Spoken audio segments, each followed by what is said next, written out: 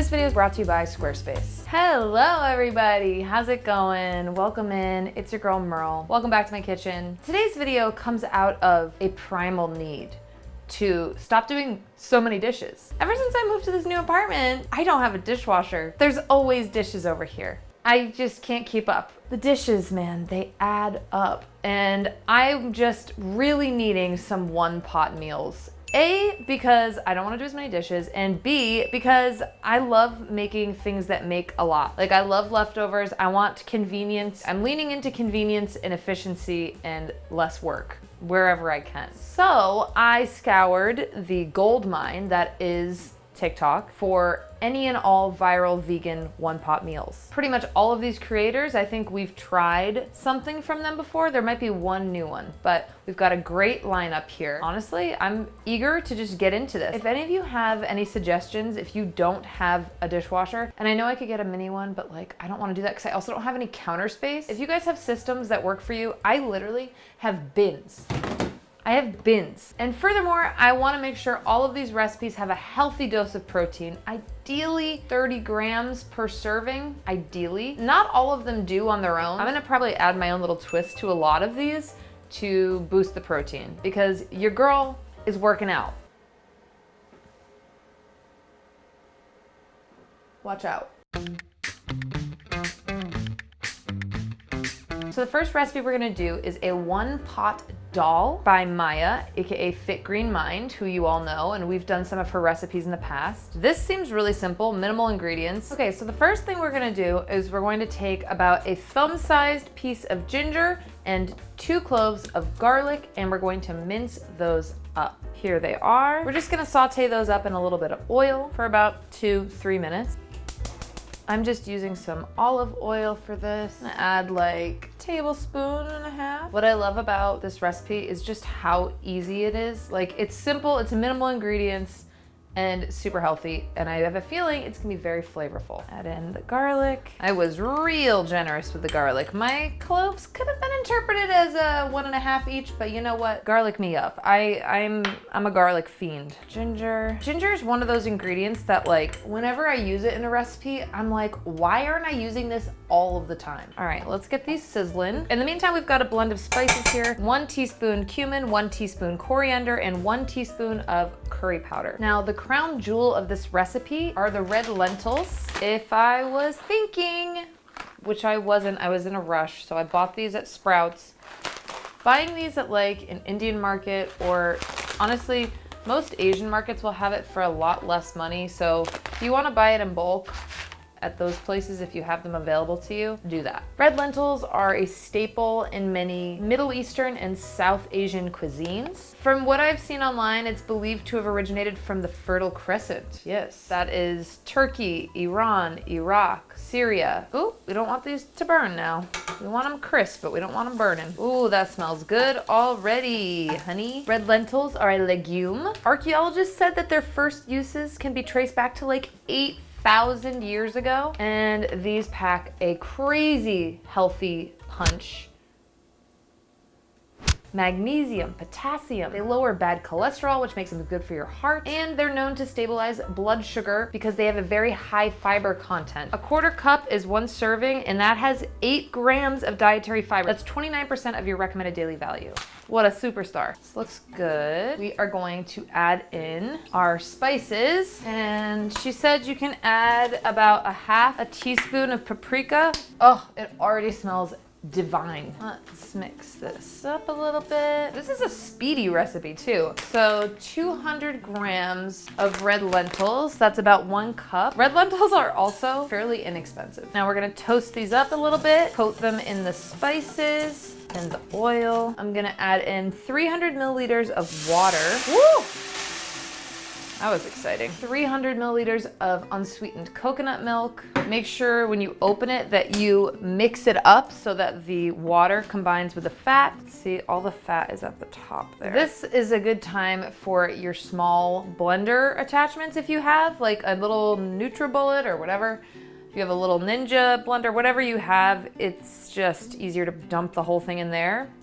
Mine, I'm missing the base of it, so I can't use that right now. So I'm stuck whisking it like an old maid. in the countryside. Okay, this is as good as this is gonna get, unfortunately. And then you can save the remaining amount to decorate it later. I know that looks kind of gross because it's not perfectly mixed.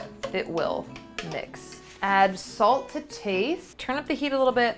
Bring this to a simmer, and we're gonna cover this up and we're gonna let it simmer for about 15-20 minutes. Okay, it's been 3 minutes and I almost forgot the tomato paste. So I'm adding in tomato paste right now. 2 tablespoons. But I didn't forget, and that's what matters. Okay, everyone, so I let it simmer for about 15-20 minutes, and now it's all done. I think normally with dals, I add in like crushed tomatoes or like diced tomatoes, and I think I probably would do that in the future because I'm such a tomato fiend. Currently growing fresh tomatoes in the backyard, by the way. Yes, I've evolved from just strawberries. If you're interested in my homegrown food content, you really should follow me on Instagram because I post about it too much on there. Anyway, so now we've got this all set and ready to go. I'm just gonna dress it with some of the remaining coconut milk and a nice generous squeeze of half a lime. Sprinkle it with some greens, whatever those might be. If you like cilantro, add cilantro. If you want parsley, you could chop up some spinach and add it in there. Now we try. It looks gorgeous, it looks beautiful, it looks delicious, it's so colorful. Wow, that's yummy. Add even more lime juice. The lime juice really makes the flavor sing because of the acidity. Oh yeah, that is delicious. We're getting some nice healthy fats from the coconut milk. Things that I would do to boost the protein on this. This is 18 grams of protein. Even though it might be blasphemous, I would add some nutritional yeast. 2 tablespoons is like 5 grams of protein. Chickpeas in here, I'd add some tofu in here, whether you want silken or you want firm. And honestly, I would also do a blend of coconut milk with soy milk, because the soy milk I get from Trader Joe's is 9 grams of protein per cup. In addition to this easily becoming 30 grams of protein, just as it is right now, it's like 60% of your daily value of dietary fiber. That is something to write home about. Maya, nicely done. This is delicious. I'm so happy. Took no time. 1 dish to clean. I'm a happy camper. Let's move on to the next one. Okay, so this next one is by Carly over at Plant U, an absolute icon in the vegan space, who I'm sure you're all familiar with. We're gonna be making her creamy roasted vegetable pasta. So although this one is 1 pot, it is a lot of chopping. So sharpen your knives. Technically it's 1 pot because she calls for cashew cream in this. I don't know about you, but I don't have cashew cream just lying around. But she does say you can also use vegan cream cheese if you want to. So you have that as an option instead if you don't want to use the additional pot, bowl, the blender that you would need to use. I ended up making the cashew cream from scratch. I used her recipe. And so technically this one wasn't a 1 pot recipe for me, but it can be, so I'm keeping it. And also because it looks really good. I'll just show you how I made the cashew cream. I soaked a cup of cashews in some boiling water for about 10 minutes, 15 minutes. And then I blended them up with half a cup of the boiling water that's in there, juice from half a lemon, about a 1/4 teaspoon of salt, and 1 clove of garlic. And I blended that together until it was nice and smooth and creamy. Now, what we're gonna do for this pasta, I wish I had a larger glass container for this. So if you do use a much larger one than I use, this was the biggest one I had. This became very overwhelming, as you will see. So we're gonna chop up a red bell pepper, 1 cup of artichoke hearts, 1½ cups of cherry tomatoes, 1 yellow onion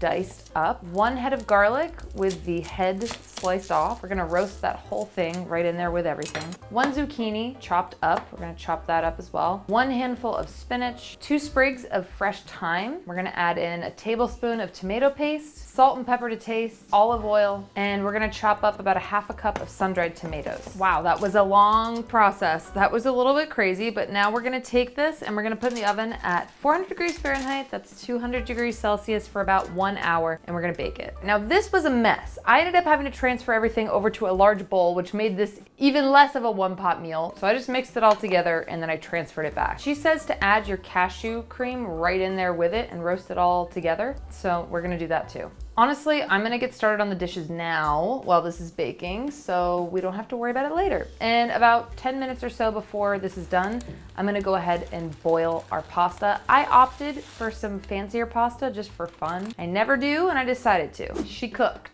I put the pasta in, you know how that works. I reserved around a cup because that's what she said to do in the recipe. I don't think I'm gonna need all of that, but we'll see. So we're gonna remove our delicious roasted veggies from the oven, and then I'm gonna let them cool down for like 10, 15 minutes, however long it takes for the roasted garlic to be cool enough to handle, because then we're gonna squeeze the garlic out, and you freaky pimple popping lovers are gonna just eat this up. And once we've got that in there, we're gonna add in our cashew cream that we made, and then we're gonna add in, I think I added in about half a cup, maybe 3/4 of a cup of the leftover pasta water. Give her a mixaroo, mix, mix, mix, mix, mix. And everything is so nicely roasted at this point that it really easily breaks down, and the tomatoes release some liquid. We've got all that delicious oil that's infused with the flavor of all the veggies. We're gonna add our pasta in there and stir that up and let it coat it in this beautiful, glorious, creamy sauce. Oh my God, it looks so good.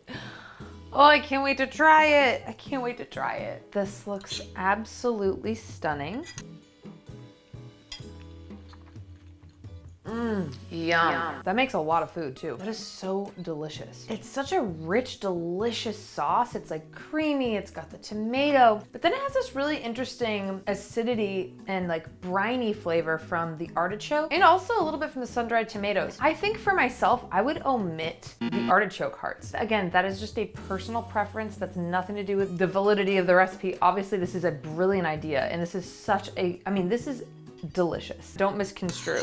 All that garlic, like, hit me up. I would add more tomatoes because roasted tomatoes are all I ever want, ever. And then as far as what I would do for myself, my own little tweak on it, and again, what a blessing. She gave me the base recipe and I get to just put my own little twist on it. I would do the classic sauce that you've seen me make a million times. I made it in my recent pantry grocery haul video where I gave you guys a 7-day meal plan and I told you what I shop for to get as much flavor in my vegan recipes. This silken tofu recipe just has inherently a lot more protein in it. Of course, would add nutritional yeast. I would add chickpeas to this as well. I think chickpeas would be delicious in this pasta. Or you could just add them after the fact, whatever you want to do. This is absolutely delicious. I love it. I will certainly make it again. I'll make my own personal version of it, but it's a brilliant idea. Thank you, Carly. And I love that we roasted a whole head of garlic in it. That's a sign of a winner right there, right off the bat. Anyway, we've got one more recipe, so let's do it.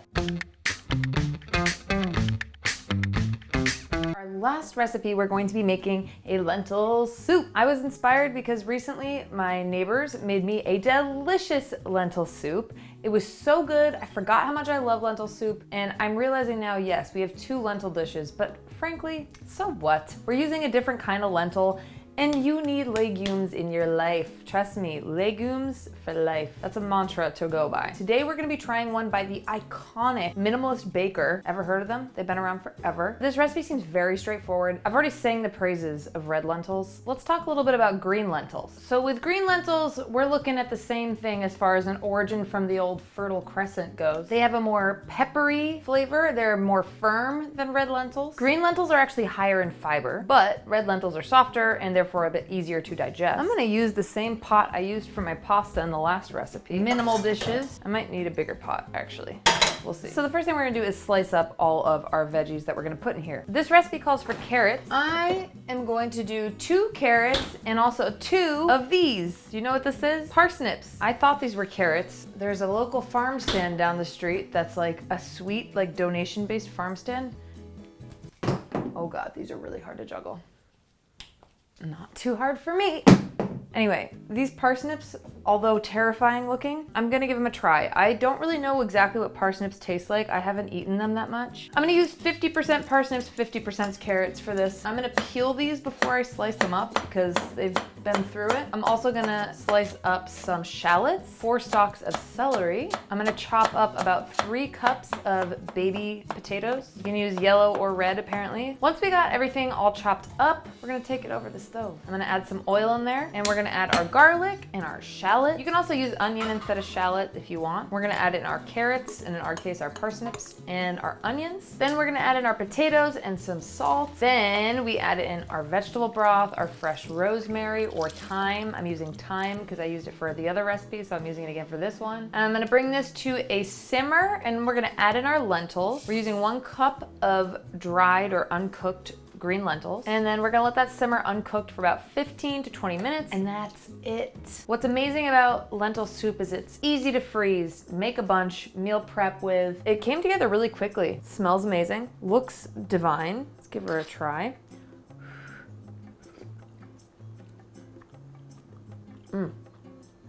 Oh yeah, that's good.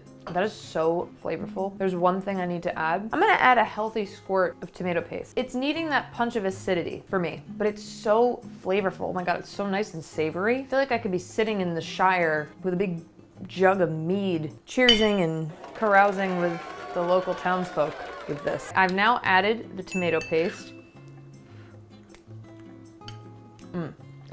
Yes, the acidity is nice. I might even go an extra mile and add a little squeeze of lemon. I think I would actually add crushed tomatoes. Nutritional yeast, I would add. I know, shocker. For a 3-recipe day, the dishes aren't that bad. I feel really good about this. I'm like very happy with this roundup. I feel like I got 3 solid new recipes in the old rotation. If you enjoyed, please like and subscribe. It really helps. This is my job. I make videos every week. Lately I've been a little bit late, but I put them out on Wednesdays usually. I'm getting better now. We're getting more organized and collected. It's been an adjustment through this move and everything. Thank you guys so much for watching along. Thank you for being here. Let me know which one of the 3 you're most excited to try. I'll give you a breakdown of the protein breakdown with my additions down below so you can see how I've made them over 30 grams of protein each. All these recipes we talked about today have needed one pot, but how about having all your work in one place? You already know I'm talking about Squarespace. Squarespace is an all-in-one website platform that helps you build an online presence, grow your brand, and manage your business all in one spot. Perhaps this video inspired you to invent something like a mini dishwasher for someone like me who doesn't have one and has no counter space. But this mini dishwasher doesn't require counter space because it simply levitates in the corner of your kitchen. If that's the case, I'll take 20% of all profits. Squarespace gives you the tools to promote, sell, and ship out your brilliant inventions and ideas. And you can make it happen without needing a background in coding or design. If you create video content, whether it's tutorials, courses, or exclusive recipes, possibly a demonstration for how to set up your hover wash, I want 25% now. Squarespace makes it easy to host and organize your videos right there on your site. You can even add a paywall to monetize your content, so you're not just relying on ad revenue or third-party platforms. It gives you more control and more ways to grow. Selling something? I know you are now. Squarespace makes it simple to set up an online store where you can sell physical products, digital downloads, or even subscription-based content. You get built-in inventory tracking, flexible payment options, and a seamless checkout experience, all without needing extra plugins or platforms. So what are you waiting for? Head to squarespace.com for a free trial, and when you're ready to launch, use my code MERLONEIL. There's also a link right in my description you can click on, and you'll get 10% off your purchase of your first website or domain. Okay, thank you so much, Squarespace. Let's get back to the video. Shout out to all of the creators who are the reason this video even exists. Thank you so much. If they didn't put their work out there, I couldn't then try it and blabber about it on camera. And in the meantime, I hope you're having a wonderful day. Take care of yourself, drink some water, pet an animal, call a friend, family, tell someone they're doing great. And I'll see you guys on the next one. Ciao for now.